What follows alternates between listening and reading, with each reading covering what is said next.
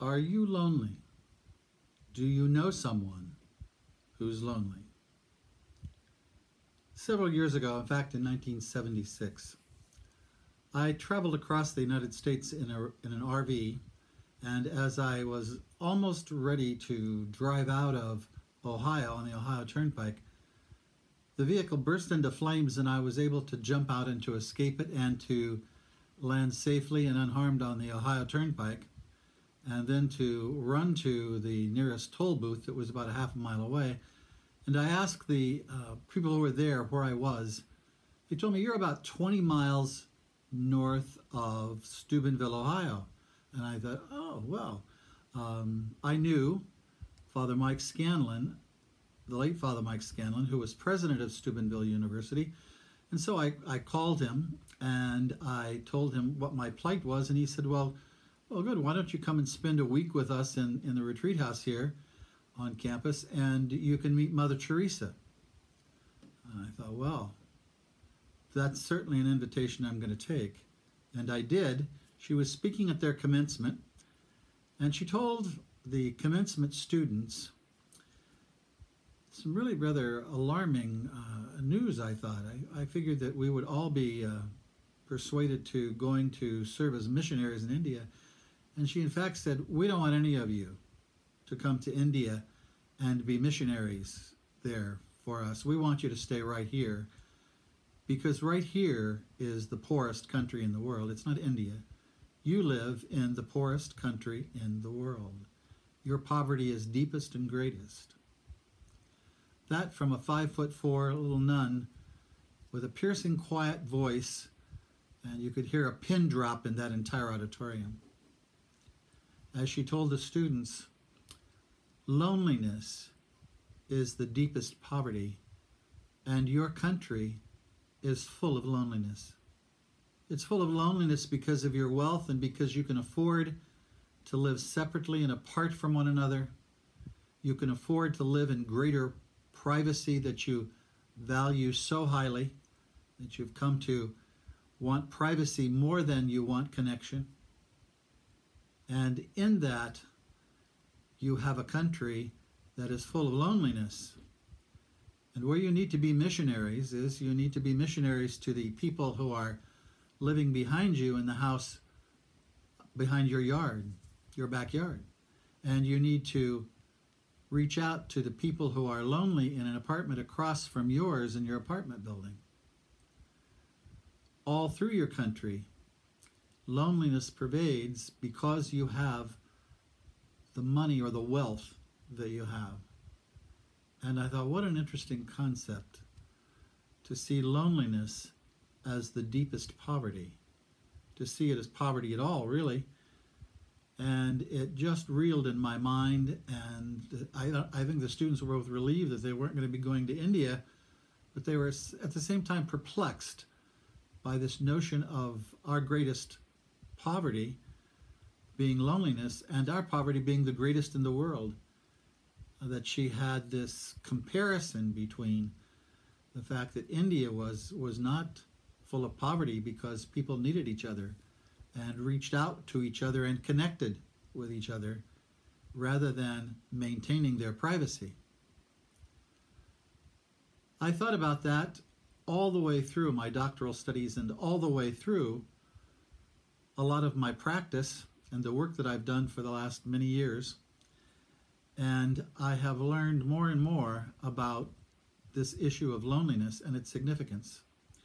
In 2017, 5 different research centers in the United States, in separate studies, found that 32 to 63% of all illnesses are due to the core issue, not a symptom, but the core issue of loneliness.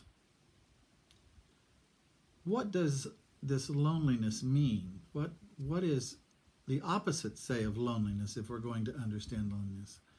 Its opposite would be connected, would be a connection between people, a connection that is in research today called brain coupling, where they have gone as far as putting people into 2 MRIs and measuring when certain parts of their brains light up because they are connecting. And we connect largely when we encounter meaning in terms of being able to hear what a person is thinking and to be able to feel what another person is feeling and to mirror that back. Connection is that part that restores our health. The larger the connection, the larger that part of our brain lights up, the more we remember something, but the closer we feel to other people and the closer we feel and experience ourselves to be to others, the healthier we are. Loneliness is something that affects every aspect of our neurobiology. Every aspect from the single cell onward in terms of how we experience our lives. And nothing creates more stress or takes a greater toll than the experience of loneliness. Loneliness is being separated from ourselves. Loneliness is living out a self that is in many ways a kind of fraudulent or false self that we believe we have to be to belong and to be accepted by others. That we believe we have to be because we're not enough, because we're less than. And so we compensate by developing this self that plays out in the world around us. And as we do it, it takes us away from the real self that we are. Essentially, what it takes us away from are our values. All of us are born with inherent values, with the essence or the essential architecture of values that will be ours. Really specifically, you'd say maybe 5 signature values that belong to us. We could start there. There are more than that. We could say there are 10, and even more than that. But starting with this basic 5, if we simply look at that and we see all the ways that those values can unfold in our lives, we get an idea of how we are distinctly different, but also how we are very much the same. The truth is that we are about 97% chromosomally the same, and about 2.7%, to be more exacting, accounts for our differences and our diversity. Think about that for a moment. The great diversity and difference that we experience in others is due to only 2.7% of our genetic composition and of our chromosomal composition. Think about that for a moment, that only about 3% of our chromosomes and genes are what make us diverse and different from others. 97% of us is the same as everyone else in the world. And yet we don't experience much of that sameness. We search for like-minded people. We want to be with people who share our views and who are thinking like we're thinking so we can feel comfortable and safe.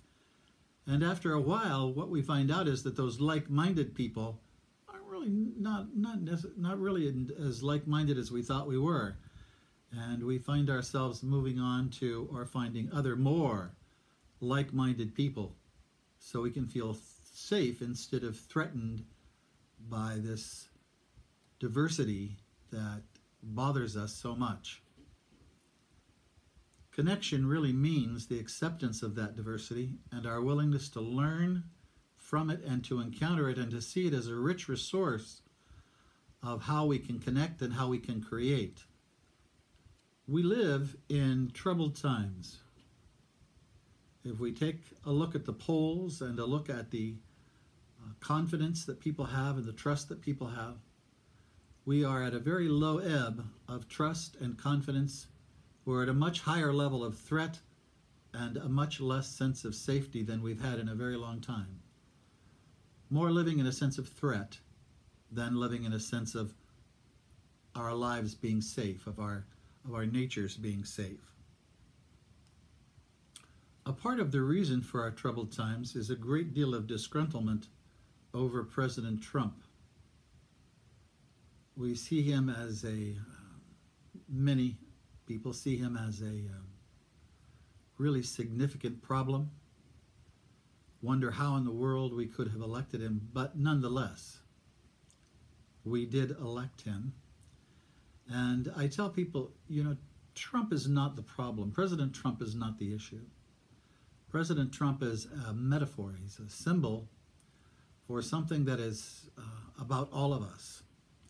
And I asked them to write down everything they don't like about President Trump and everything that they think President Trump should change.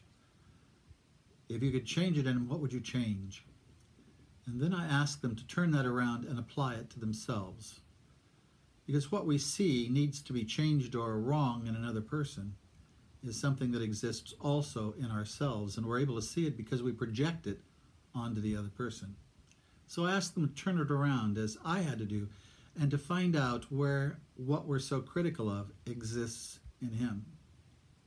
We are a separated world, and we are particularly a separated country. That's the experience that we have in this last election. It's the experience that we have politically, this experience that we are great poles of difference.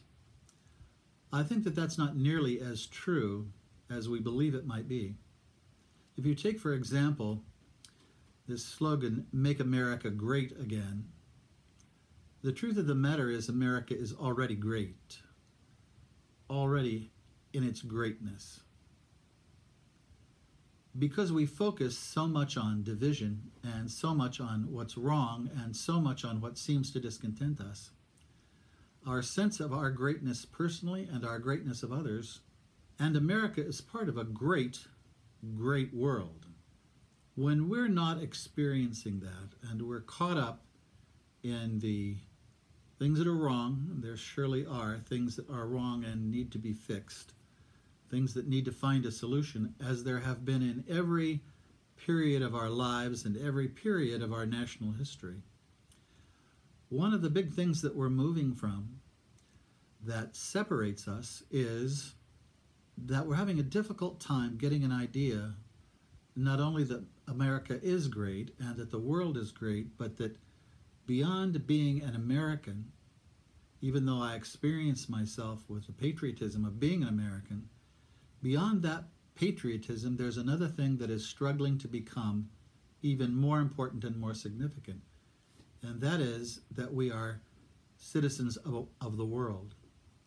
We have seen the world from outer space and know that it is one. And we are connected by social media in instantaneous ways with anything that happens any place in the world. And we've begun to realize that anything that happens anywhere in the world to anyone affects us in one way or another. That we are not this isolated country unto itself, that we are a part of a greater whole, and that we belong to that greater whole, and that we are all really one in maintaining the health and the goodness of this planet.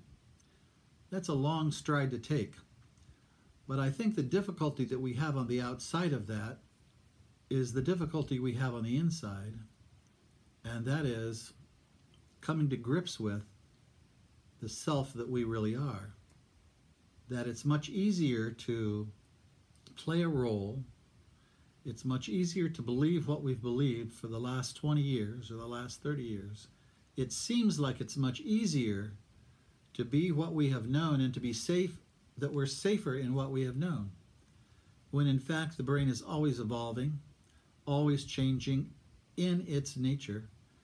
And the biggest challenge in front of us today is this transition between the way we have seen things for a very long time and the task that we have now to encounter all of the newness that's happening in technology, all of the newness and novelty that's going on around us, and to incorporate that into a worldview that's changing our sense of ourselves and changing our sense of significance.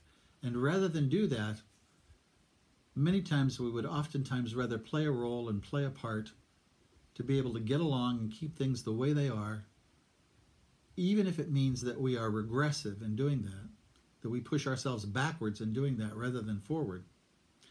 It's hard to believe that we are more drawn by the future than we are held by the past. The past does not hold us nearly as much as the future draws us. In all of this experiencing, we forget that what essentially drives us and essentially causes us to know who we really are and to be in relationship with ourselves is the real self that we are, and that real self emerges from our values. We are who we are because of our values. Not only that, but we're who we are because of the choices we make that align us with those values or not. If our choices and our behavior does not align us with our values, we can be sure that what is developing in us is a self that is not really who we really are.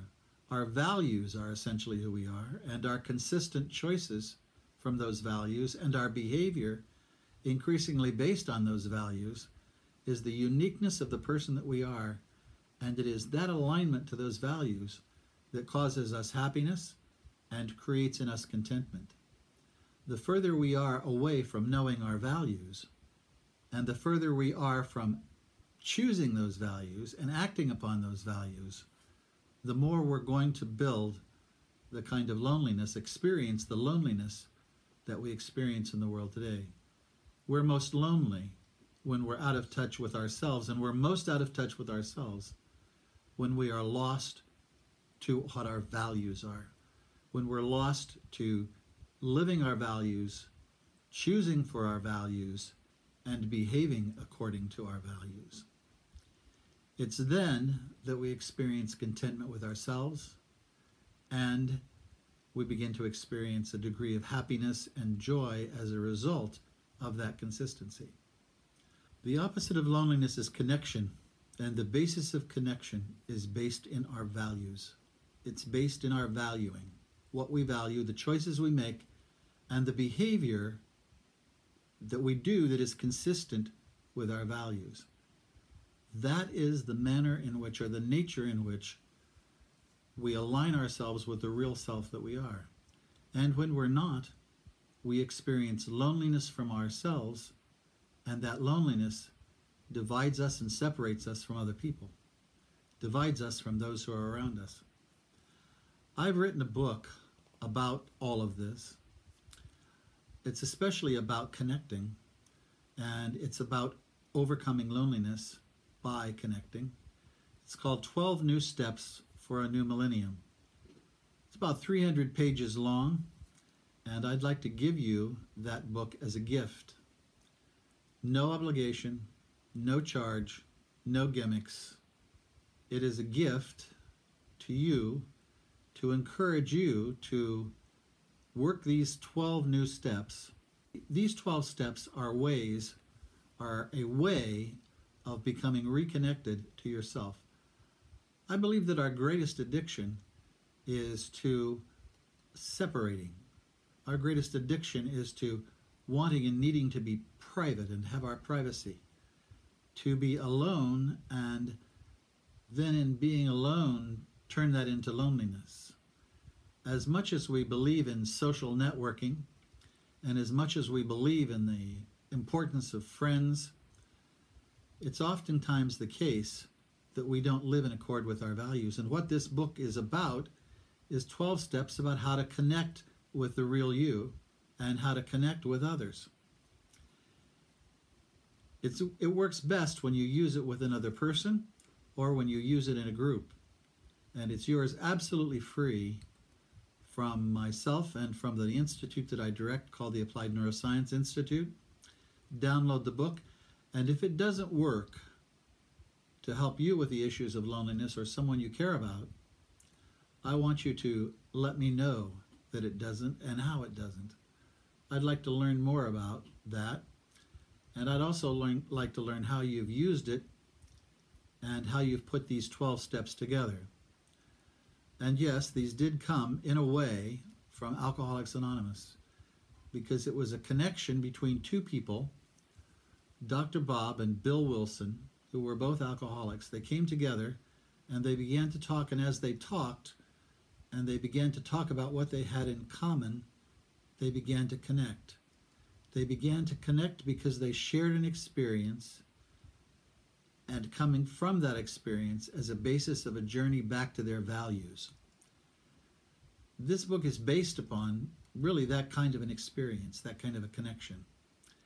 And it tells us how to restore the connection we need with ourselves, with the real self that we are, and how to build connections with others that are meaningful and significant, and not simply a lot of social flap, not just a like on Facebook, but real encounters with the thoughts and feelings of those around us who we think that while we are so diverse, can begin to discover how very much alike we are when we know our values and when we will come from our values, choose from them, and behave from them. I'm Dr. Bill Larkin. Thank you for listening.